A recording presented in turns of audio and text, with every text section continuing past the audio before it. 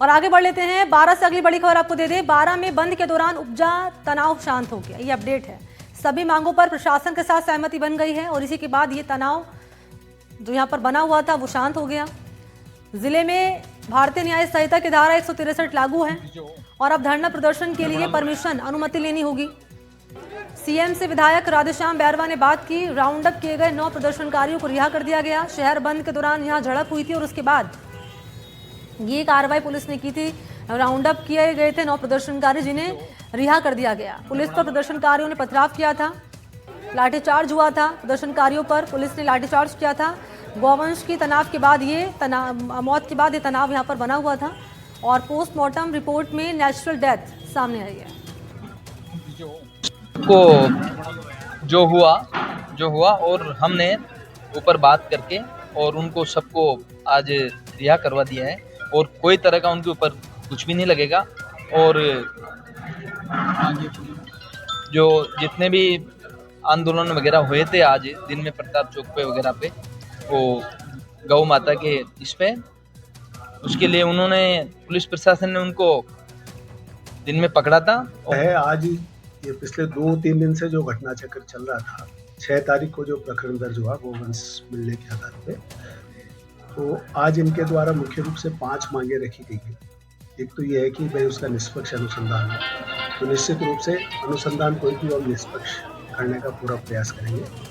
दूसरा था कि अगर कोई घायल गोवंश या उनसे बच्चे या गाय मिलती है तो उनके त्वरित इलाज के लिए एम्बुलेंस की व्यवस्था हो। गौ सेवकों की 5 मुख्य मांगे थी। सबसे पहले तो ये थी कि जो बछड़ा मरा था उसको काटा गया था, जो भी हुआ था उसकी निष्पक्ष जांच हो प्रथम।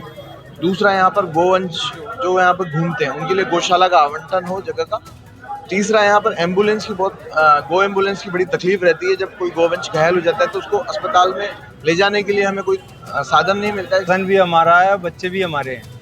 कोई गलतफहमी में कोई बात हुई, उसको मिल बैठ के प्रशासन से उसको दूर कर दिया गया है और उनकी जो जायज़ मांगें थी उन सब मांगों को मान लिया गया है और उनको कंसीडर करके जो राज्य सरकार को भेजनी होंगी राज्य सरकार को भेजेंगे और यहाँ जो कर सकते हैं जिला प्रशासन से उसको करेंगे।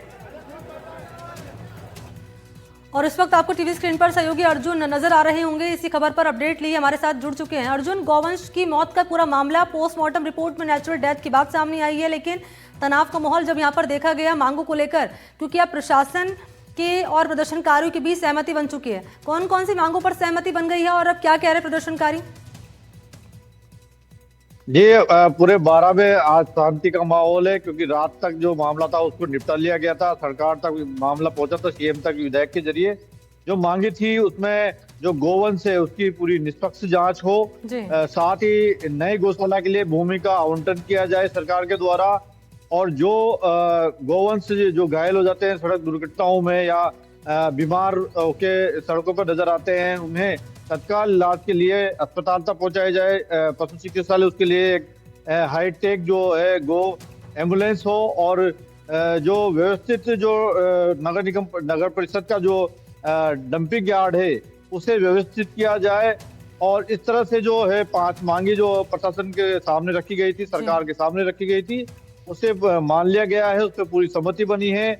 जो गौसेवा समिति थी जिसने ये पूरा आंदोलन किया था मूवमेंट, क्योंकि शुक्रवार को गोवंश मृत मिला था और गौ सेवकों का ये आरोप था कि इसकी हत्या की गई है, इसे किसी ने चोट पहुंचाई है, उसके बाद इसकी मौत हुई है।